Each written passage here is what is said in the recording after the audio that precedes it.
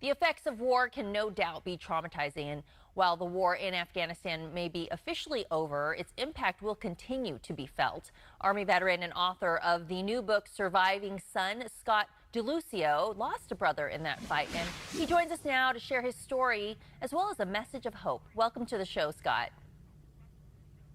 Thanks for having me, Aubrey. Well, one of the things you touch on in this book is the tragedy of your brother's death on the battlefield.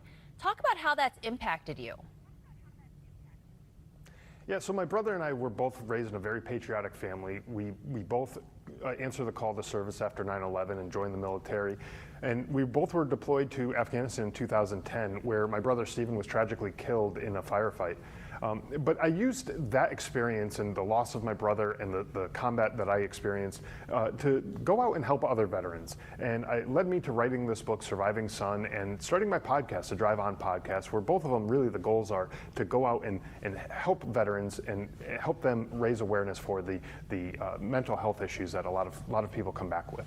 And I know a lot of us can only imagine what type of stress, what types of issues you may be dealing with when you return from serving, when you return from those types of situations. Can you talk about what's being done to help U.S. troops that are dealing with things like PTSD, especially after serving in Afghanistan?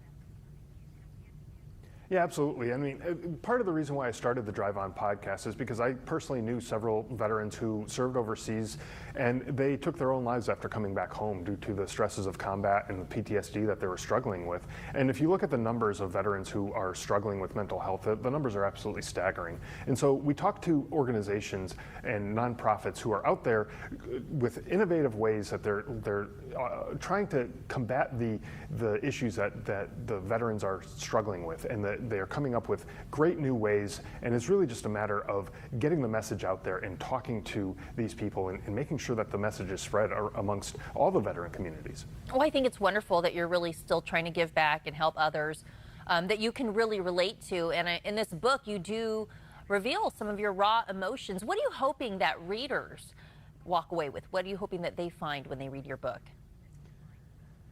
You know, I hope that the veterans and the service members who pick up my book, Surviving Son, I hope that they learn from my mistakes and learn that there are healthy ways to deal with the PTSD that they may be struggling with and the combat stress that they had to endure. But I also hope that the civilians out there who maybe never experienced combat or never served in the military, I hope they learn about the sacrifices that the military make and how it affects our families, especially like a family like mine where we lost my brother serving in Afghanistan, and how it affects the families and the friends and the communities that we all live in.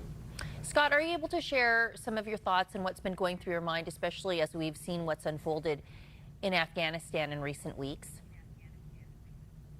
Yeah, absolutely. I feel like, you know, unfortunately the withdrawal should have gone a little bit better there, but that's something that's in the past. And right now I feel like there's a lot of talk about people saying how the lives that we lost over there, it was all for nothing and it was a big wasted effort, but I don't feel that way, and I try to focus on the positives. I don't feel that the lives were lost all for nothing, especially, you know, including my brother.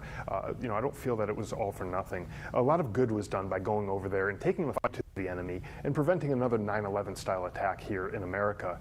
And so by doing that, we saved countless American lives by going over there and taking that fight over there. But we also saved Afghan lives by making it so that they didn't have to live under the oppressive Taliban rule.